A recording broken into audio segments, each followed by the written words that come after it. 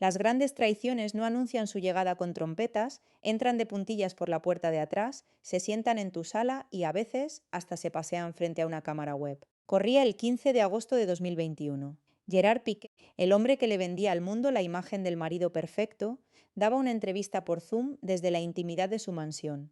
Todo parecía normal hasta que, en el fondo del encuadre, una sombra cruzó la pantalla. No era el personal de servicio, no era una visita familiar, era Clara Chía, una mujer extraña caminando con una comodidad escalofriante por el mismo hogar que Shakira había construido, mientras la colombiana estaba de viaje con sus hijos, engañada, creyendo que su familia era una fortaleza impenetrable.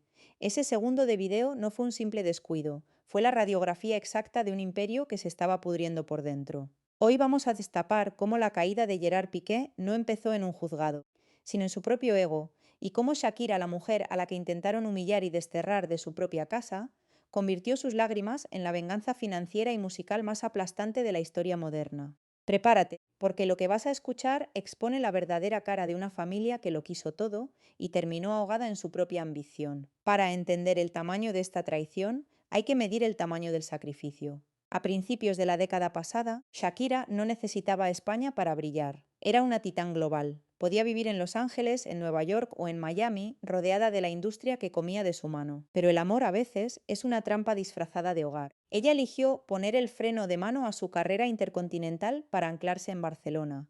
¿Por qué? Para sostener el sueño de un hombre que necesitaba la estabilidad en casa, para seguir levantando copas con su equipo. Shakira entregó su libertad geográfica y su ritmo de producción a cambio de lo que ella creía que era un santuario para criar a Milan, y Sasha Pero Barcelona se convirtió en una jaula de cristal forjada por una élite cerrada. Una sociedad donde los apellidos y el código postal pesan más que el talento. Shakira, la estrella mundial, nunca dejó de ser vista por algunos como la extranjera. Y el desprecio no venía solo de las calles, venía de la propia mesa del comedor. Jamás podremos olvidar aquel infame video de 2016 que resurgió de las cenizas. En plena vía pública, Montserrat Bernabéu, la madre de Piqué, agarraba bruscamente a Shakira por el rostro y le hacía un gesto autoritario exigiéndole silencio. ¿Y dónde estaba Piqué? Justo al lado, mudo, paralizado, permitiendo la humillación. Ese silencio fue una declaración de guerra no escrita. Le estaban diciendo en la cara: en este territorio mandamos nosotros. Shakira lo soportó por la familia.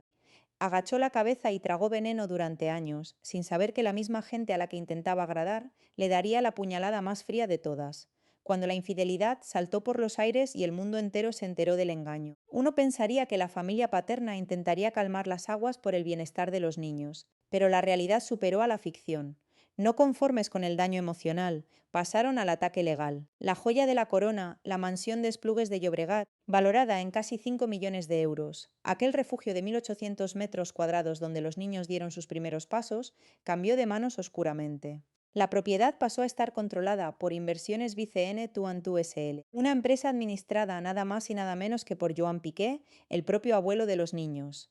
Aquí es donde la crueldad pierde todo límite. En marzo de 2023, la madre que lo había sacrificado todo recibió un correo electrónico devastador. Era una orden de desalojo. Su propio exsuegro le daba una fecha límite innegociable, el 30 de abril de 2023, para abandonar la propiedad. Shakira no solo tenía que empacar sus discos y sus premios, tenía que meter 12 años de su vida en cajas de cartón, con el corazón roto y lidiando con la delicada salud de sus padres mayores. La obligaron a huir. Las imágenes de Shakira en el aeropuerto de Barcelona, con el rostro exhausto pero la mirada firme, fueron el cierre de una etapa sombría. Se fue diciendo que allí aprendió que la amistad dura más que el amor. Piqué y su familia se quedaron con las llaves, con las paredes y con el orgullo intacto. Pensaron que habían ganado la partida, pero el karma, cuando decide cobrar, no acepta pagos a plazos. Mientras el avión de Shakira despegaba hacia Miami, el imperio de Gerard Piqué comenzó a desmoronarse pedazo a pedazo. El hombre que se sentía intocable, el empresario visionario que creyó que podía cambiar las reglas del deporte mundial, chocó de frente contra un muro de realidad. Su empresa Cosmos había firmado un contrato faraónico de 3.000 millones de dólares para gestionar la Copa Davis por 25 años. Fue un capricho de magnate que destruyó la tradición del tenis. El resultado, un fracaso estrepitoso. En enero de 2023, el acuerdo voló por los aires, dejando tras de sí demandas millonarias y un desastre de relaciones públicas. Pero eso era solo la punta del iceberg. La verdadera bomba de relojería estaba escondida en Arabia Saudí. Las investigaciones periodísticas y policiales sacaron a la luz el oscuro negocio de la Supercopa de España. Los números eran un escándalo: 40 millones de euros anuales para la Federación de Luis Rubiales y 4 millones al año en supuestas comisiones para la empresa de Piqué. La Guardia Civil intervino. El teléfono de Piqué se llenó de sombras. 89 cuentas bancarias y 27 empresas relacionadas con él fueron puestas bajo la lupa por presunta corrupción, administración desleal y lavado de dinero. El abismo se abrió bajo sus pies el 14 de marzo de 2025. El rey de Barcelona ya no estaba en un palco VIP celebrando goles. Estaba en el juzgado de instrucción de Majadahonda, sudando frío frente a una jueza. Durante 2 interminables horas, el hombre arrogante tuvo que tragar saliva y presentar 15 facturas desesperadas por valor de 11 millones de euros para intentar justificar que sus negocios no estaban manchados de lodo. Quienes lo vieron salir de los tribunales describieron a un hombre desfigurado por el estrés, envejecido, aplastado por el peso de una reputación que ya nadie respeta.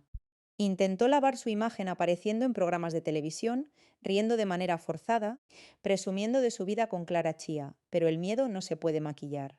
Piqué se convirtió en prisionero de sus propias ambiciones, rodeado de expedientes legales, mientras sus hijos crecían a miles de kilómetros de distancia. Y mientras el exfutbolista se hundía en un pantano de juicios y deudas, la loba que habían acorralado decidió enseñar los dientes. Shakira no llegó a Miami a lamerse las heridas, llegó a cobrar las facturas. Primero, se quitó las cadenas de España de un solo golpe. Pagó una brutal multa de más de 7 millones de euros a Hacienda. Cualquier mortal habría quedado en la ruina, pero para ella eso fue simplemente el precio del boleto hacia su libertad absoluta. Cerró la puerta de Europa y abrió la del estudio de grabación. Lo que siguió fue una lección magistral de cómo capitalizar el dolor. Tomó la humillación, el desprecio de su suegra, el engaño en su propia casa y la deuda de Hacienda, y los convirtió en munición pesada. La sesión número 53 con Bizarrap no fue una simple canción, fue una ejecución pública que reventó 14 récords Guinness en cuestión de horas.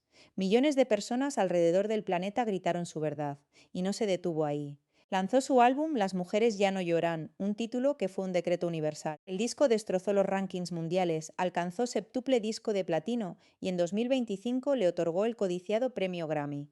La venganza de Shakira no requirió tribunales ni correos de desalojo. Su revancha fue llenar estadios colosales. Su revancha fue coronarse en el Estadio Sophie de Los Ángeles, frente a millones de espectadores. Su revancha fue ver cómo la historia ponía a cada uno en su lugar. Él se quedó con una mansión vacía en Esplugues y con un montón de facturas que explicarle a un juez. Ella se quedó con el amor incondicional de sus hijos, con la admiración de un planeta entero y con un legado que el dinero sucio jamás podrá comprar. Dime tú. Después de escuchar cómo se invirtieron los papeles de esta manera tan brutal, ¿crees que Gerard Piqué daría todo lo que le queda en el banco por retroceder el tiempo a ese 15 de agosto de 2021? ¿O crees que la soberbia sigue cegando al hombre que perdió a la reina por quedarse con un peón? Déjame tu comentario. Quiero leer tu opinión sobre el mayor acto de justicia poética de esta década.